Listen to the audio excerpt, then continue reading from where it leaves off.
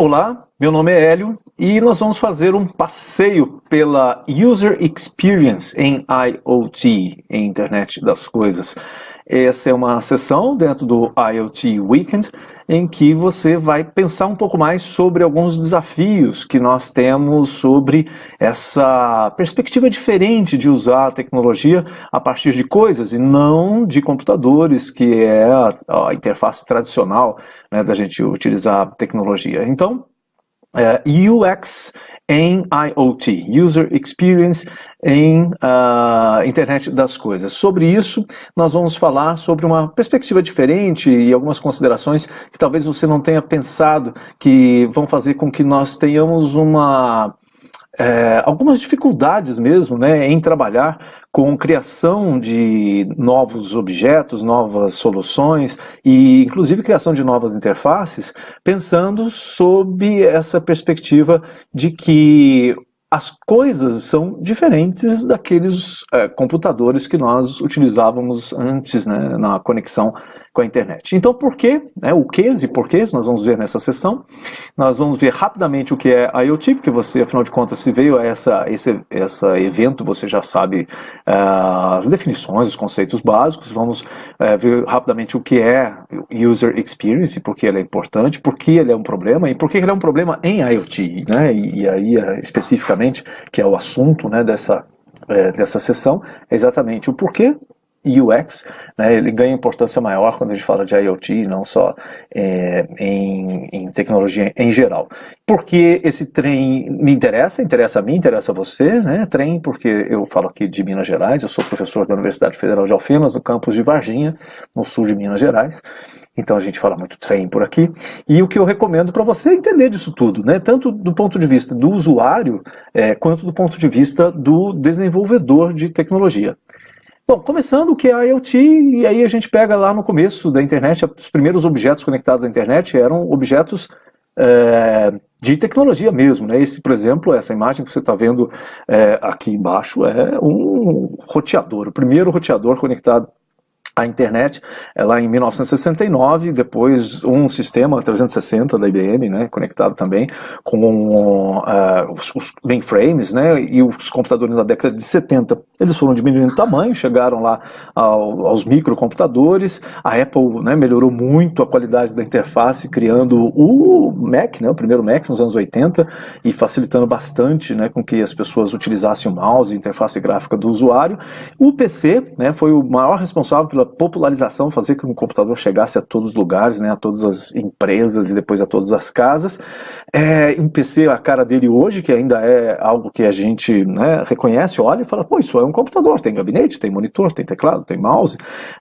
Depois virou uma pasta, né, um notebook ou, né, um laptop, mas ainda tinha bastante cara, né, de computador, e as coisas começam a mudar radicalmente quando você olha para um telefone, que é um computador, que a gente não olha, tradicionalmente você não considera como um computador, mas né, e posteriormente a televisão, que está aí na casa de todo mundo, como um objeto conectado à internet, que é um computador, mas a gente não vê como, né, e aí as coisas começam a mudar com maior rapidez, até que chega, por exemplo, a essa lixeira que está conectada à internet e que leva informações para o sistema da prefeitura, lá falando sobre quanto tem de lixo na lixeira, para saber a rota, né, que os caminhões de coleta vão fazer.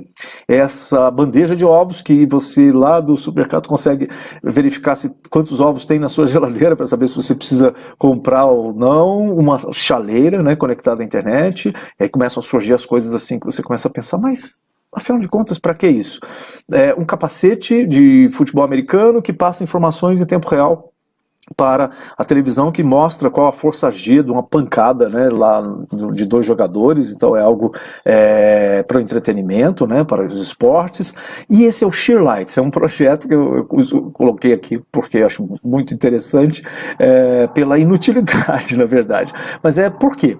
Porque nós estamos tratando de uma tecnologia nova, e como toda nova tecnologia, as pessoas começam a explorar as capacidades, as potencialidades, e nem sempre buscando a solucionar um problema, mas simplesmente para provar conceitos, provar que é possível determinadas coisas. O Shearlights é um projeto que você entrar no Twitter hoje, tweetar a hashtag Shearlights e colocar uma cor qualquer em inglês na frente, blue, red e tal, todos os equipamentos conectados com o Arduino, que é um microcontrolador bastante popular, e que você baixa um software específico do Share-Lights, lá do site Share-Lights, você conecta LEDs daqueles que mudam de cor. Então todos os LEDs que estiverem conectados ao sistema Share-Lights, eles vão mudar para aquela cor que você tweetou naquele momento. Então, assim, é um exemplo de exploração de capacidade de tecnologia, né, meio sem necessariamente uma utilidade, né.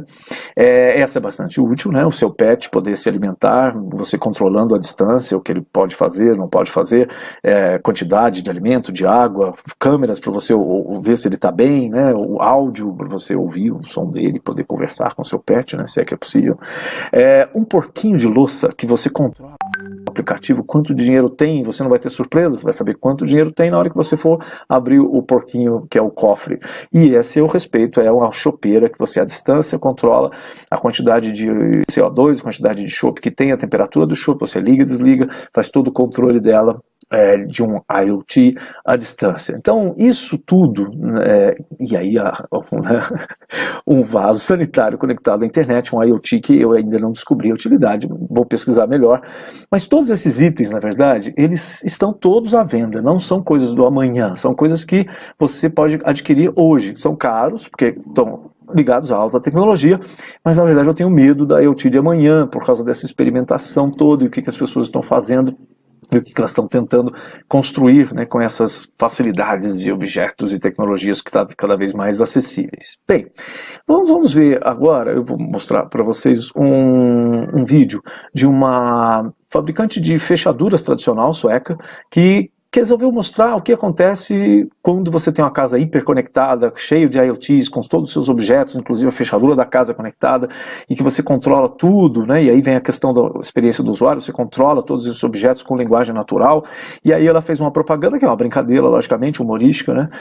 Mostrando o dia que você vai ao dentista e toma lá uma anestesia, volta para casa e quer usar toda toda a sua experiência do usuário, ela pode ir por água abaixo. Então veja esse vídeo para você ver, né, uma paródia, né, uma brincadeira com a história de você ficar conectando tudo e essa experiência do usuário, como é que ela pode ser boa ou ruim, logicamente, dependendo do que você está planejando, de quanto de tecnologia você coloca como dependente.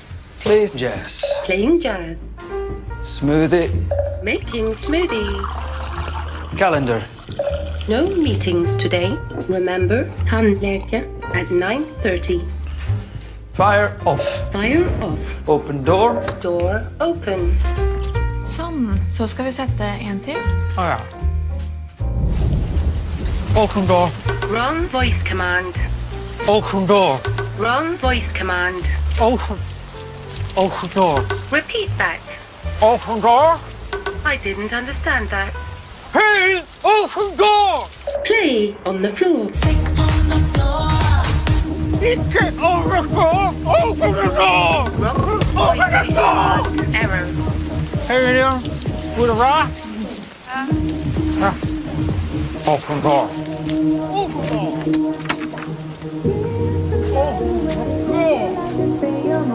Open door. Higher. Higher volume. Higher. Higher. Bem, e o que é User Experience? Bom, esse termo ele já teve outros, ele é derivado de outros termos, de outras expressões dentro da área de tecnologia, como por exemplo interface homem-máquina, que são coisas que fazem parte da experiência do usuário, mas na verdade experiência do usuário é muito mais do que isso. Não é só uma interface boa, não é só você pensar nos objetos de comunicação, é pensar no todo, na experiência mesmo. A experiência é algo muito mais global, que envolve a tecnologia, os artefatos, e envolve também o ambiente, as sensações, envolve uma série de coisas. Mas, pensando dentro da parte tecnológica, que é a parte que nos interessa dentro dessa sessão, User Experience está relacionado com interface homem-máquina, interface humano-computador, ergonomia de interface, engenharia semiótica, usabilidade, tem uma série de nomes dentro da área de tecnologia, e nos cursos de computação se ensina muito sobre isso. exatamente para se pensar em como melhorar a comunicação entre homem e máquina, a comunicação, a interação e a realização de atividades entre humanos e máquinas. E isso, logicamente, passa por, se você não tiver uma boa comunicação, se você não tiver um artefato, uma interface boa, você não vai ter uma experiência boa. Então ela é um dos elementos importantes, um só dos elementos importantes para se criar uma boa experiência do usuário. E aí a gente vê como é que pode ser ruim uma experiência do usuário dependendo da interface. Olha só esse painel desse elevador, bastante complexo, muito complexo, difícil de compreender a princípio. Ele, se fosse uma fileira apenas, né, vertical, com todos os andares, seria muito mais fácil da pessoa imediatamente compreender aonde ela tem que apertar, dependendo de onde ela quer ir. Outro exemplo disso, também num sistema de elevador, para ver que não é só com alta tecnologia, mas os elevadores, por exemplo, quem planejou, o engenheiro que planejou esse painel, ele deixou bastante dúvida para as pessoas. Afinal de contas, eu quero subir, eu aperto qual botão? O botão que está ao lado esquerdo da seta de subir, ou o botão que está ao lado acima da tecla de subir. Então essa interface ela pode gerar, no momento que você olha isso, você não percebe o estresse, mas na verdade todos esses elementos e vários elementos desses combinados, no final das contas, geram um certo estresse, porque você tem que pensar, e as coisas deveriam ser muito mais óbvias, né? As coisas poderiam ser mais óbvias, mais intuitivas, mais diretas, para que você não tivesse que raciocinar e tentar compreender a lógica que foi usada pelo engenheiro, pelo desenvolvedor, para poder resolver os seus problemas. Essa é a interface do UOL, o Universo Online, um dos maiores, até hoje, um dos maiores portais da internet brasileira.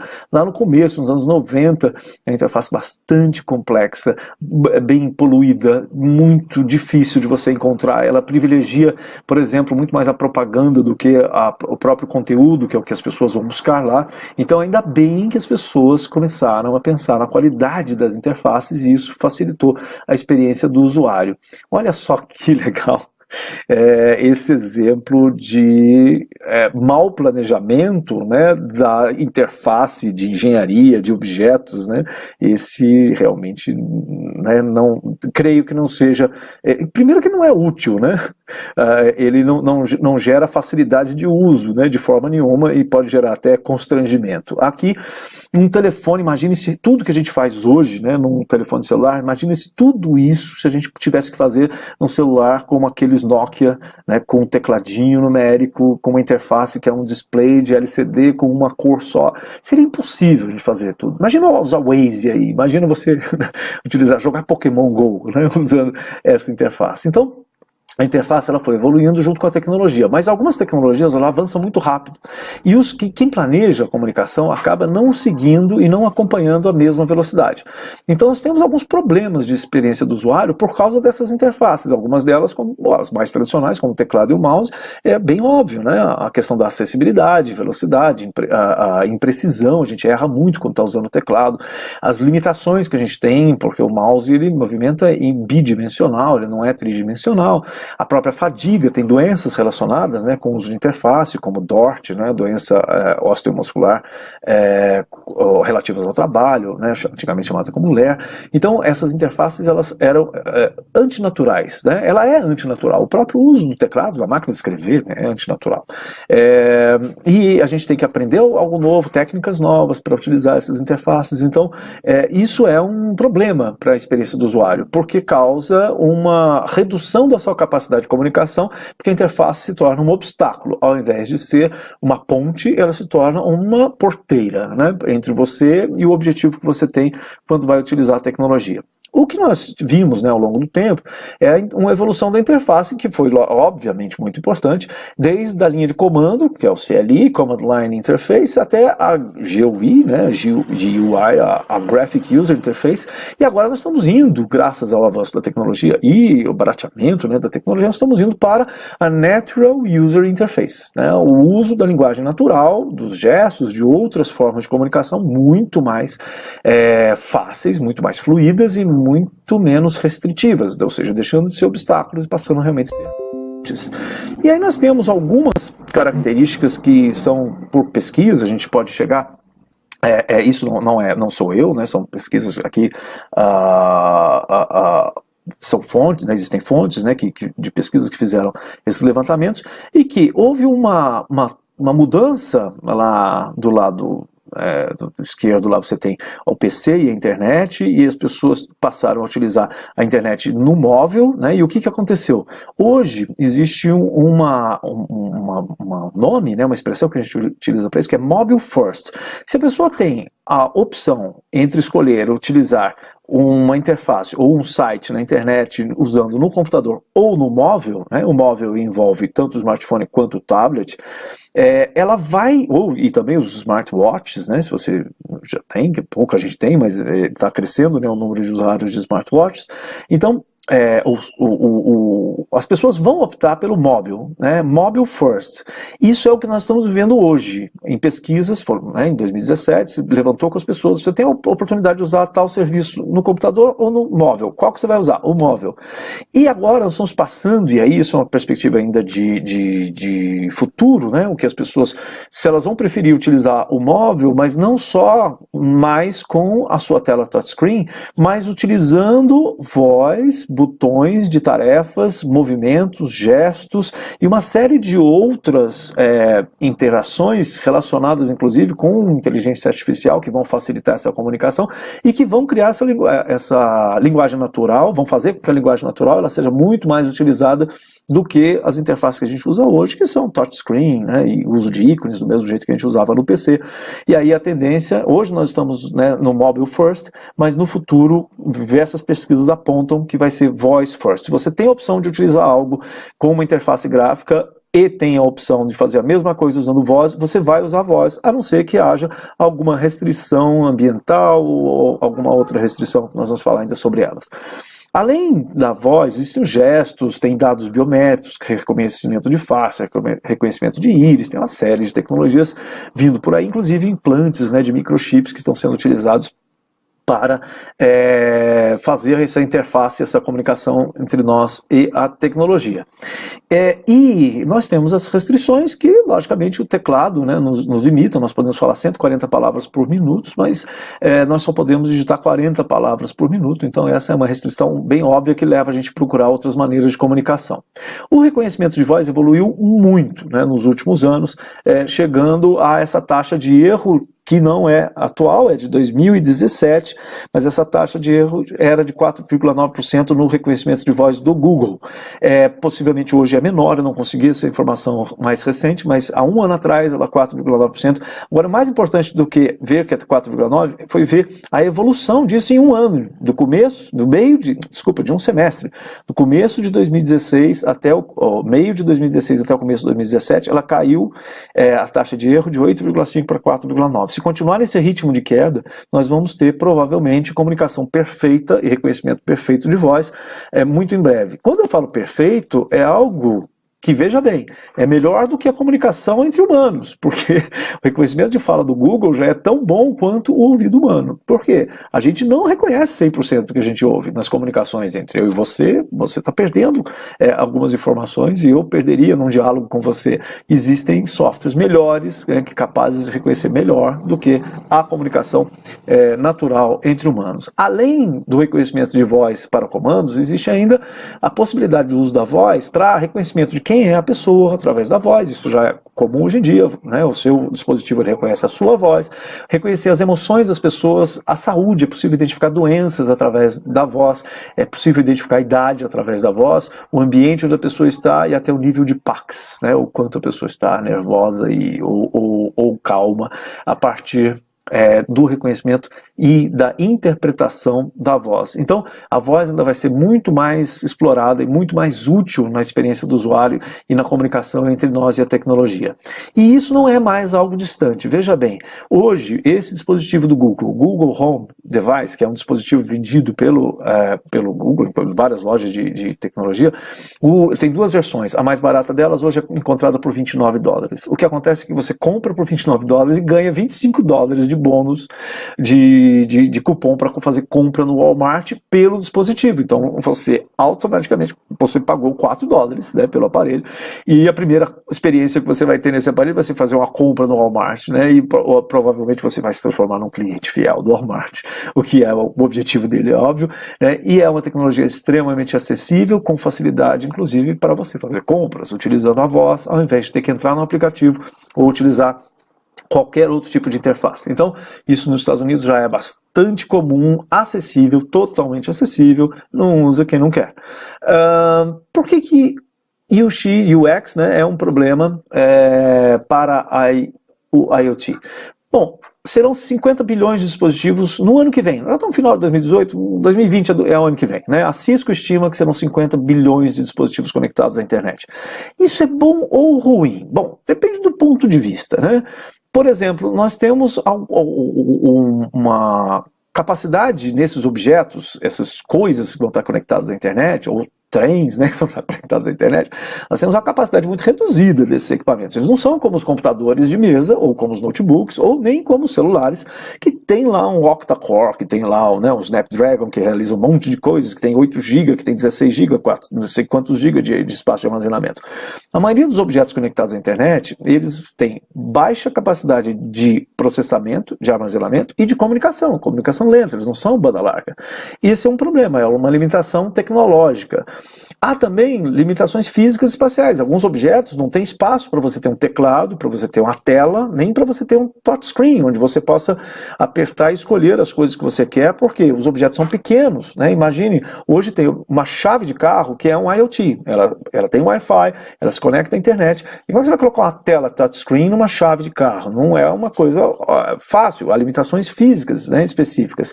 Há restrições de ambientes de uso, on the go, porque você vai usar esses objetos, não é num ambiente controlado, como um computador, em que normalmente você tem dentro de um escritório, ou numa sala, ou num quarto, e você tem um ambiente fechado, reservado da luz, reservado do áudio, do ruído.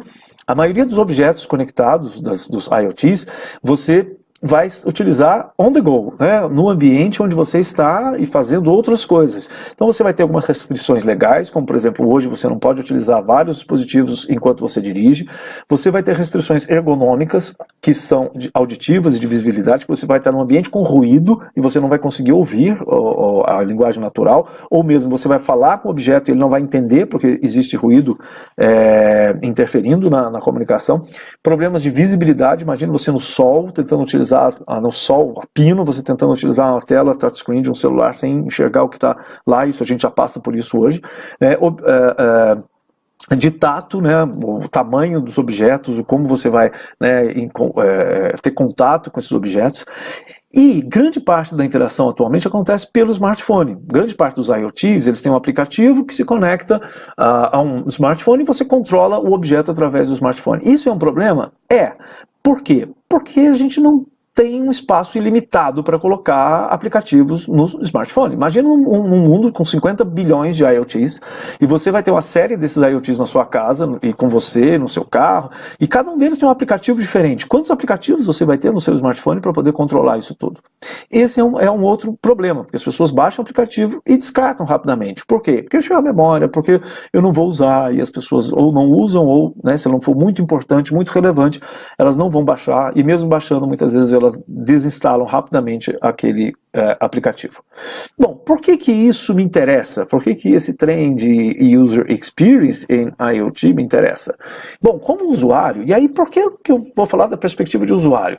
Porque hoje em dia não se pode pensar em design sem pensar na perspectiva do outro, da empatia, de se colocar no lugar do usuário. Se você é um designer, ou é um engenheiro, ou é um projetista de hardware, de software, de qualquer tecnologia, você tem que se colocar no lugar do outro. Então, por que é importante eu pensar em experiência do usuário? E aí, eu me colocando como usuário, né, de tecnologia. Bom, eu preciso compreender melhor as interfaces e o raciocínio por trás delas, para que eu seja um usuário mais produtivo. Muitas vezes você tem algo que é muito bom, uma tecnologia boa, mas você não consegue atingir o seu objetivo por causa da interface. Você tem algo que resolve o seu problema, mas você não consegue entender qual foi a lógica e você demora muito para aprender e a gente não tem tempo, né? Todos nós sabemos que a gente está sempre super atarefado, nós estamos na era da informação, nós somos bombardeados por bilhões de gigabytes e terabytes e tal, e a gente não tem tempo para tentar entender como é que as interfaces funcionam. Elas têm que ser mais óbvias, têm que ser mais diretas. Quanto melhor a comunicação, mais conforto e satisfação com os resultados da interação eu terei como usuário. Então, conforto e satisfação é o que a gente busca. Nós não queremos estresse, não quero brigar com a interface. E isso é óbvio. Grande parte dos grandes sucessos que a gente tem de empresas, de serviços, de tecnologia, foram exatamente porque elas tiraram as barreiras, né? O exemplo é o WhatsApp. Qual é um dos grandes trunfos do WhatsApp? Que não foi o primeiro comunicador de mensageiro do mundo, mas ele tomou conta absolutamente de tudo. Facilidade de uso. Você baixou um aplicativo, você não faz login, você não cria senha, você simplesmente informa o número do seu telefone e pronto. A curva de aprendizado ela é mais curta e o esforço para memorização é menor quando você cria uma boa experiência do usuário. Curva de aprendizado é algo que gera um estresse também, porque ela leva um custo ao usuário, o custo do aprendizado, a curva. Quanto mais tempo demora para aprender algo, maior o custo que eu tenho, e esse custo não é em dinheiro, mas é o custo que o meu tempo, e o esforço para memorização também, porque algumas interfaces você vai usar todo dia, e aí tudo bem, você usa o próprio Facebook que a gente usa todo dia, ou o WhatsApp que a gente usa todo dia, quando eles mudam alguma coisa na interface, você fica totalmente perdido. E muitas interfaces você vai utilizar esporadicamente. E aí quando você usa esporadicamente, a memorizar a forma, quer dizer, quanto mais difícil for a experiência do usuário, mais difícil vai ser ele memorizar, e cada vez que ele for utilizar novamente a tecnologia, ele vai passar por aquele estresse. Interfaces intuitivas fazem a gente se sentir menos burro. Todo mundo quer se sentir menos burro, né? Ou pelo menos não quero me sentir burro, né? E a gente, quando usa uma boa interface que gera uma boa experiência do usuário, a gente se sente muito melhor. Do ponto de vista do desenvolvedor, e aí desenvolvedor, designer, projetista, engenheiro, né? Por que é importante eu pensar em experiência do usuário? Porque experiências melhores trazem clientes. É óbvio, né? Você pega vários exemplos, Starbucks, Nubank, né? A gente tem um monte de exemplos de serviços que já existiam e que chegou alguém e falou assim, vou criar uma experiência melhor para essas pessoas. E as pessoas simplesmente aderiram, adoraram e aderiram, né? Por quê? A experiência era melhor e isso eu vou voltar, vou ser recorrente, vou fazer propaganda e vou me transformar num bom cliente daquele produto ou daquele serviço.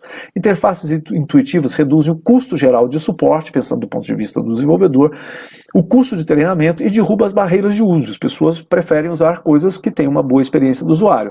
Quanto mais complexo for algo, mais treinamento você vai ter que dar para as pessoas que vão utilizar aquela interface.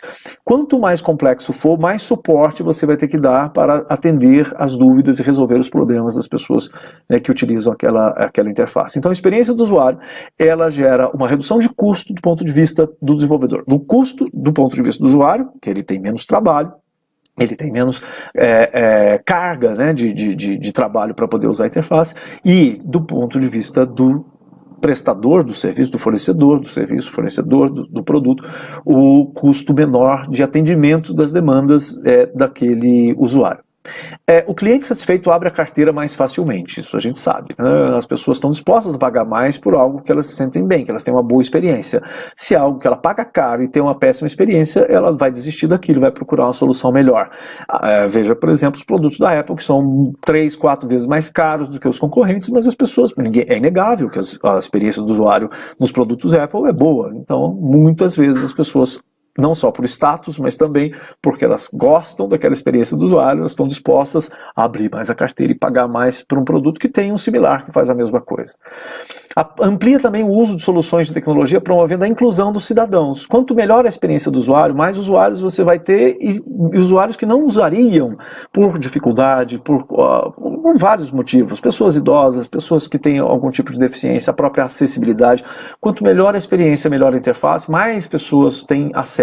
Então, aí pensando não só nas coisas que estão relacionadas com lucro, mas também as questões de tecnologia para solucionar os problemas do cidadão no dia a dia. E é possível perfeitamente fazer isso, criando uma boa experiência para todos. Traz também menos estresse aos usuários, principalmente idosos, pessoas inexperientes. Quando você cria uma experiência do usuário melhor, as pessoas se sentem mais tranquilas, menos estresse, se sentem menos burras.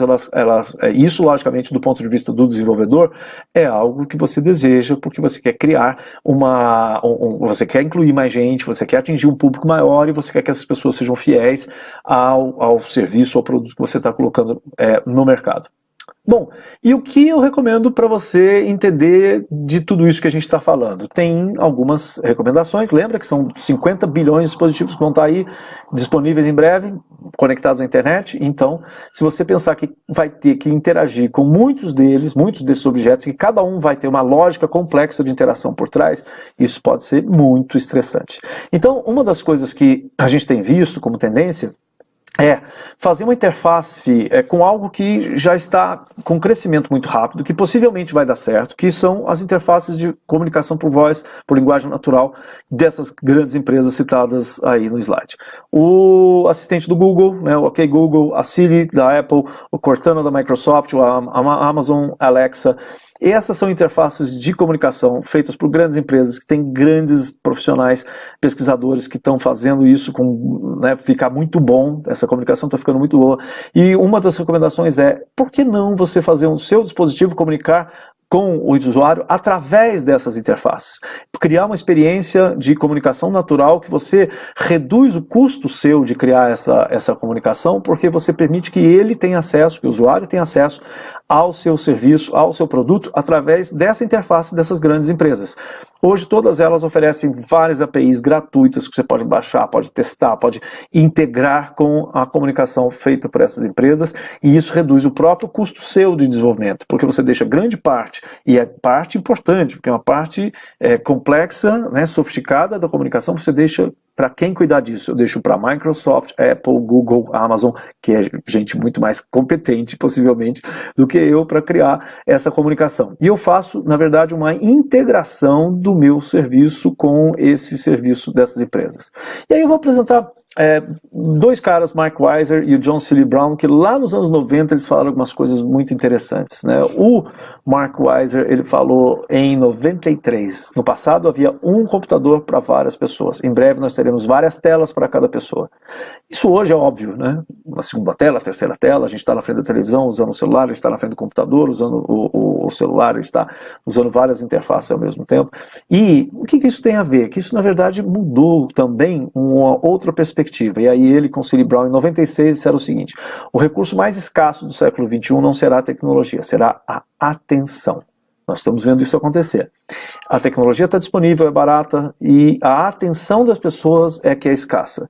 Então, pensando em quem está desenvolvendo uma interface, pensando em quem está criando algo, pense sempre no quanto de complexidade você está trazendo para o usuário.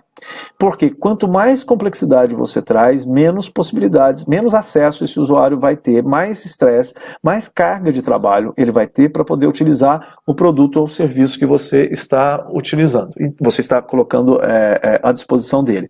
Então, pense nisso, o quanto de complexidade. Faça o percurso do usuário e veja qual é a carga de esforço em relação ao benefício que ele vai alcançar.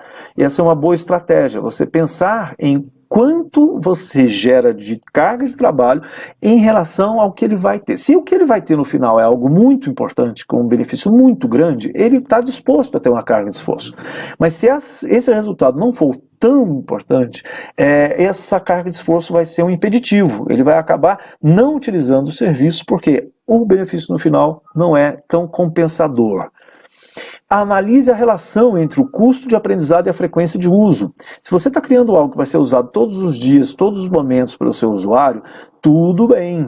Pode até você ter algo que seja um pouco mais complexo para ele aprender a usar pela primeira vez. Por quê? Com a frequência de uso, ele vai acabar se acostumando, memorizando e tal. Mas se você criar algo que ele vai usar muito esporadicamente, se o custo de aprendizado, e aí quando eu falo custo, é o carga de esforço, o tempo, se isso for muito alto, ele não vai estar disposto a aprender. Por quê? Poxa, eu vou usar isso quando? De vez em quando, uma vez a cada 3 meses, a cada 6 meses. Ah, não, é muito trabalho. Eu vou achar outro jeito de resolver esse problema. Então pense bastante sobre isso. Não seja tecnófilo fundamentalista, né? Adotar uma tecnologia só porque ela existe. Isso acontece muito, a gente encontra, por exemplo, naqueles exemplos de IoT que eu dei agora alguns slides atrás, sobre algumas coisas absurdas, pessoas criando coisas que não têm utilidade, na verdade, mas que são só para provar que a tecnologia funciona, como os shear lights, né? Aquelas LEDs que mudam de cor e são para o nerd provar que ele é capaz de usar um Arduino, programar e fazer aquilo funcionar, e aí mostrar para as pessoas que vão visitar ele lá, falar, olha que legal, né? Mas para que serve? Na verdade eu não sei. E muitas vezes isso tem a ver com essa tecnofilia, né? Você ser apaixonado pela tecnologia e tentar colocar a mesma tecnologia que você descobriu, que é nova, em tudo, sem pensar na real utilidade daquela tecnologia.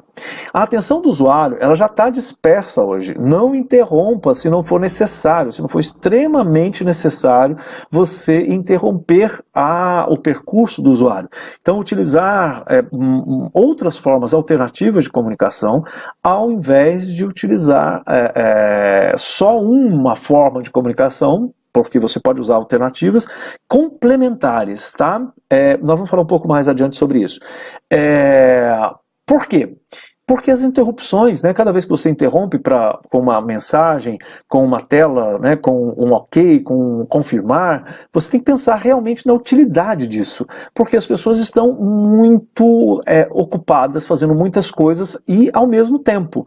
Se o usuário ele está com a atenção dispersa entre várias coisas, quanto mais você chamar a atenção dele, mais interrupções você faz no cotidiano dele e possivelmente ele não vai se sentir à vontade e você corre o risco dele descartar o seu produto, o seu serviço, porque ele não é agradável.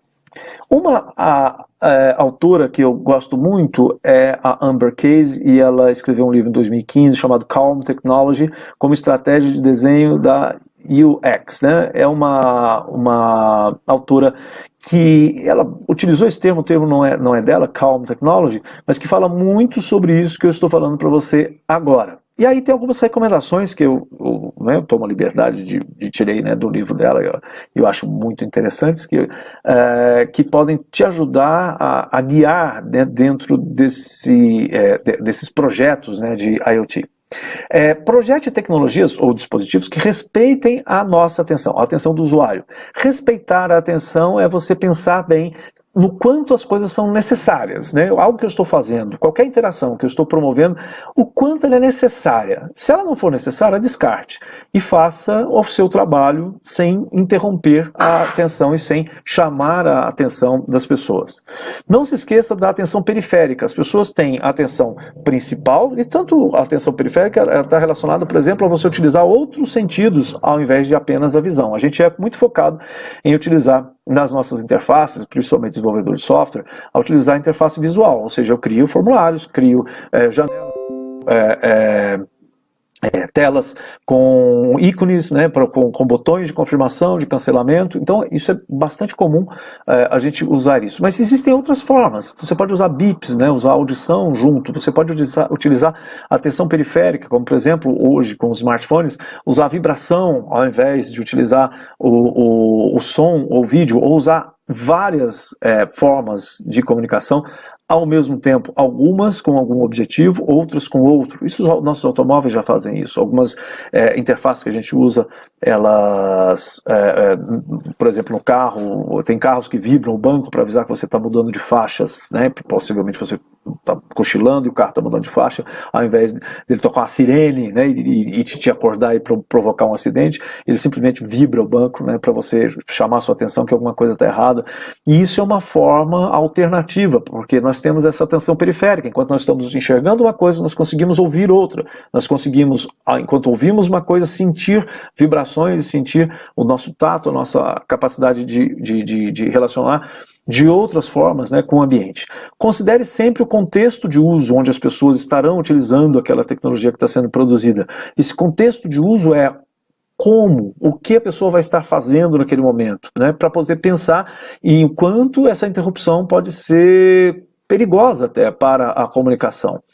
E os elementos ambientais durante essa interação. Que elementos ambientais? O som, como eu falei, o ruído, né, a luz do sol ou a escuridão. Eu posso criar uma interface que eu tenho que pensar onde ela vai ser utilizada, porque é algo, por exemplo, que precisa de iluminação para poder, né, tomar uma decisão, utilizar a interface. E às vezes as pessoas se esquecem disso e criam interfaces que elas são boas no ambiente controlado, mas no mundo real aquelas interfaces não funcionam e não geram uma boa experiência do usuário. Aprimore a atenção através da combinação de estímulos e sentidos, acabei de falar, repetindo, né, a gente utilizar, pensar e planejar em como esses estímulos podem ser utilizados, às vezes de forma sutil. A sutileza, ela pode ser melhor do que a obviedade, dependendo da sua intenção. Não tente colocar reconhecimento de voz em tudo, porque é uma tecnologia que ainda não está pronta, né, ainda tem o que evoluir. E aí quando fala não está pronto, mas agora há pouco você não falou que o reconhecimento do Google tem taxa de erro de 4,8%. 2% e vai melhorar? Sim, mas ainda tem um pequeno detalhe, ele só funciona se você estiver online. Se você não estiver online, porque quem faz o reconhecimento de voz é nos servidores lá, não é feito no seu smartphone. O seu smartphone ainda não tem essa capacidade de fazer reconhecimento na velocidade com que fazem os servidores, né, do Google. Então, do Google, da Siri, né, da Apple. Então, quando você está desconectado, você não consegue utilizar o reconhecimento de voz. Por quê? Porque aí a taxa de erro seria muito maior. O seu software que roda no seu hardware, né, local, ele não tem a mesma precisão. Então ainda há algumas restrições e você não vai ter nos seus objetos como eu disse, um octa-core capaz de fazer, né, num objeto que não seja um smartphone, como por exemplo um tênis conectado à internet, né, que existem hoje como IoT. Você não vai ter um processador com a capacidade que você tem hoje no seu celular, ele não vai ter a mesma capacidade de reconhecimento de voz que o seu celular. Então, não coloque reconhecimento de voz em tudo, porque é uma tecnologia que ainda não está pronta e os dispositivos não suportam, né? A maioria dos IoTs não vão suportar esse recurso. As pessoas ainda resistem a falar com as coisas em público, né? Também lembre-se disso. Elas já estão até acostumadas a gravar mensagem do WhatsApp de áudio, né, para os outros ouvirem, mas é raro você ver uma pessoa dando ordem, dando comandos, né, para um computador, para um celular, para um tablet ou para o carro, né? Ainda é raro, porque as pessoas não sentem à vontade, ainda não é algo comum no nosso dia a dia, né, no nosso mundo. Os objetos, eles precisam se comunicar sem necessariamente falar com você. Existem objetos que muitas vezes a estratégia vai ser você colocar os objetos para conversarem entre eles, para resolverem problemas sem passar por você, né? Diminuir esse grau de atenção que exige do usuário, e esses objetos precisam se comunicar, né, entre eles, e aí, lógico, a comunicação entre eles ela é mais fácil do que a comunicação entre os objetos humanos. Essa comunicação pode se dar por sons, vibrações, LEDs, né, ou todos eles combinados ao mesmo tempo. E às vezes os objetos devem simplesmente agir sem interrupções. Em algumas situações você tem que pensar e planejar, não vai ser necessário você mostrar mensagens, né? Bom, exemplo de interação mínima, né? Hoje, por exemplo, você tem vários computadores nos automóveis, todo automóvel no Brasil sai com airbag, com freio ABS, e são computadores ali. E qual a interface que você tem no airbag e no freio ABS, né? Bom, você não tem interface, porque não é necessário, e muitas vezes você vai ter outras situações, esses são um exemplo extremo que eu vou passar para vocês. Esses objetos, eles funcionam sem pedir autorização para o usuário, né? Então, por quê? Porque é uma questão de sobrevivência, né? Vamos ver?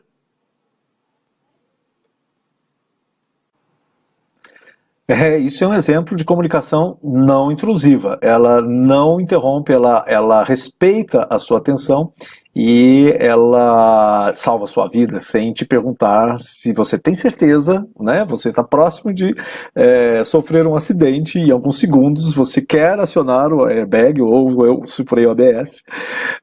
Bom, fechando então a nossa apresentação. A capacidade limitada, né, da maioria dos objetos que a gente tem, ela faz com que nós tenhamos que engenheirar, se é que existe essa palavra, né, soluções criativas que envolvam a cooperação entre agentes. É o que eu disse, muitas vezes os objetos eles são especializados em algumas coisas e vai ser uma estratégia melhor você colocar os objetos para comunicar-se entre eles para tomar decisões, porque você vai ter vários objetos. Eu vi alguns exemplos, eu tive num evento recentemente em Santa Rita do Sapucaí, no Vale da Eletrônica, aqui próximo, em Minas Gerais também, e uma apresentação sobre a IoT, em que já existe hoje uma plataforma para interconexão de eletrodomésticos numa cozinha. E aí você tem várias comunicações que acontecem entre eles, e não necessariamente entre o objeto e você, usuário. Por exemplo, nessa plataforma você reconhece, um objeto reconhece que outro foi instalado naquela cozinha, e aí eles conseguem, né, a partir do momento que você tem lá uma geladeira conectada, uma batedeira conectada, um liquidificador conectado, você consegue, por exemplo, na porta da geladeira, na hora que você pedir uma receita de alguma coisa, já vai falar, olha, essa receita dá para você usar naquela batedeira que você tem conectada aqui, e a instrução para você usar é essa instrução, e dá para você usar esse liquidificador, usar aquele forno que você já tem, e essa interconexão é feita através, os objetos se conectam, eles sabem que um existe, o outro existe, né, e aí eles vão fazer essa comunicação entre eles e tomar algumas decisões entre eles, né, sem a necessidade que você tenha que interagir com cada um deles. A geladeira, por exemplo, que teria aquela a mais privilegiada, que tem um espaço grande para ter uma tela, né, de informações, mas que também pode receber comandos por voz. A geladeira seria mais ou menos uma central da cozinha, a partir dela você teria acesso aos outros objetos, e ela seria a principal porta de comunicação entre você e os outros objetos, os outros IoTs que você teria na sua cozinha. E aí até o apresentador fez uma brincadeira, falou, o problema é se a hora que a geladeira for fazer um update, né, vão atualizar o sistema operacional e você chega morrendo de fome, vai tentar abrir a geladeira e falar, aguarde, instalando atualizações. Mas é algo que a gente vai passar por isso, com certeza, ainda com a tecnologia adolescente, né, nascente ainda com o desenvolvimento, vários objetos vão nos causar muito estresse ainda, porque assim como a tecnologia dos computadores, dos notebooks, dos smartphones, nos causam alguns estresses, algumas decepções, né, porque ainda são experimentos, né, que estão sendo feitos em tecnologia. Então, muitas vezes, fechando, né, como conclusão, algumas vezes você vai privilegiar a comunicação entre os objetos para evitar as interrupções, evitar que a comunicação com o usuário seja intrusiva. A interação entre objetos não requer os mesmos cuidados que requer a interação entre os objetos e os usuários humanos. Então é mais simples você criar simplesmente uma interface entre IoT para IoT e deixar com que aquela comunicação nobre, que é a comunicação natural entre humanos e máquinas, que ela seja feita o mínimo possível. E essa sim, ela deve ser tratada com as recomendações que a gente apresentou aqui nessa sessão. A melhor maneira de criar uma boa experiência do usuário é trabalhar junto com o usuário. Isso tem tudo a ver com design thinking, a empatia, se colocar no lugar do outro, testar, prototipar, né, no dia a dia e ver o resultado, né, dos seus protótipos antes de criar uma solução final. E sempre ouvir e respeitar o percurso de interação do usuário, né? Acompanhar, conhecer, respeitar esse percurso e não criar um percurso que você acredita que é o melhor para ele. Você conhecer as demandas, os desejos do usuário e criar um caminho asfaltado, né, suave, para que ele ande no caminho que ele escolheu, mas com o apoio da tecnologia que você criou e não criar um caminho e obrigá-lo a seguir o caminho que você acha que é melhor para ele. A computação evoluiu enormemente desde a computação centralizada nos mainframes lá nos anos 70, nos anos 80.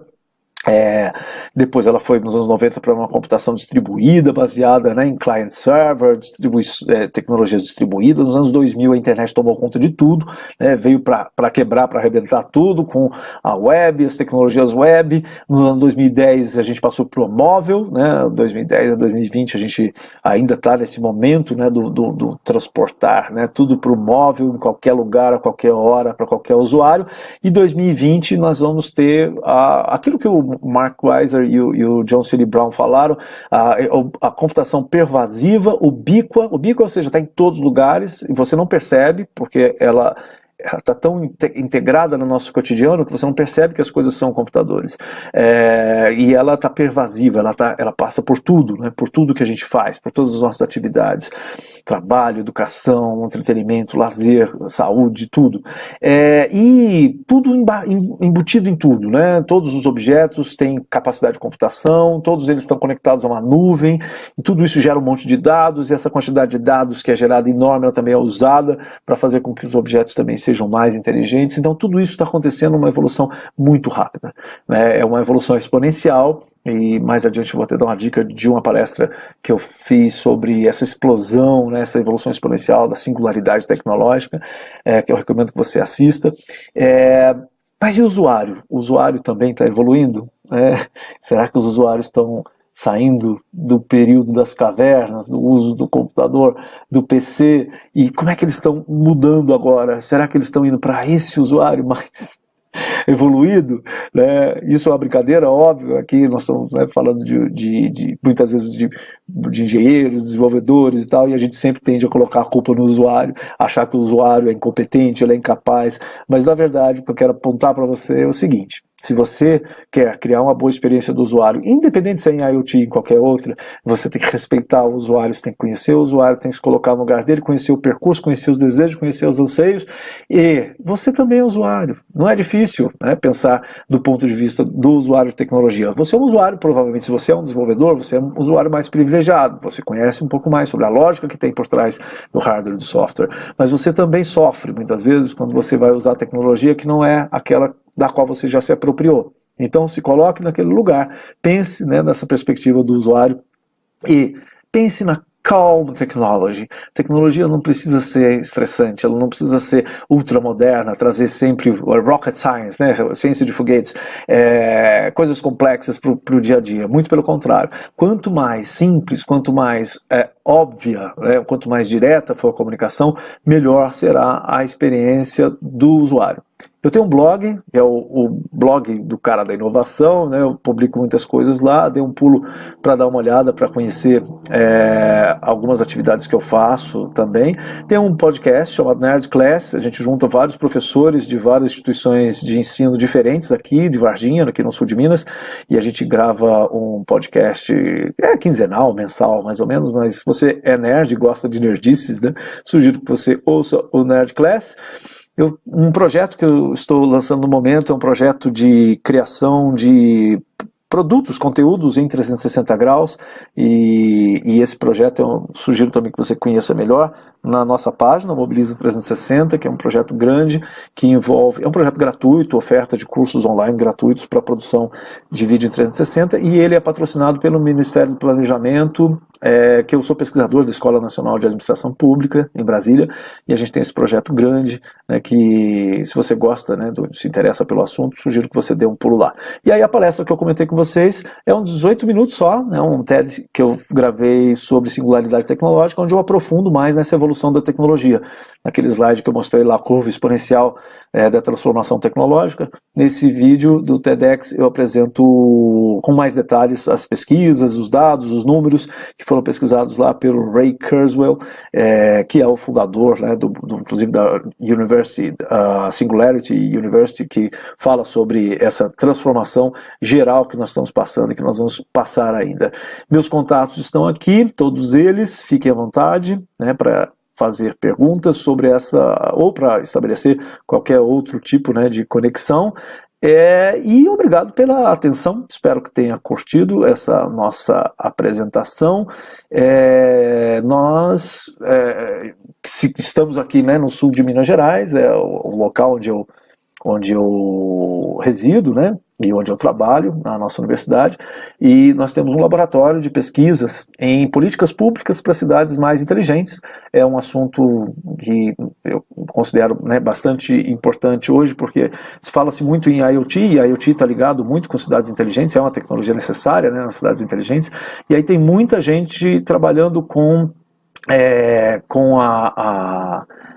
a parte tecnológica, né, de cidades inteligentes. Smart Cities, tem um monte de gente trabalhando com a parte de engenharia, tecnologia, telecomunicações, e pouca gente pensando nas perspectivas de políticas públicas, né, como fazer essa tecnologia funcionar nas cidades, como colocar isso, né, questão legal, questão social, e a gente trabalha no Instituto de Ciências Sociais Aplicadas, e essa é uma preocupação nossa, viabilizar o IoT e outras tecnologias e outras, né, formas, viabilizar isso para solucionar os problemas do cidadão. Então, esse é o meu recado, essa é a minha sessão, estou às ordens para a gente...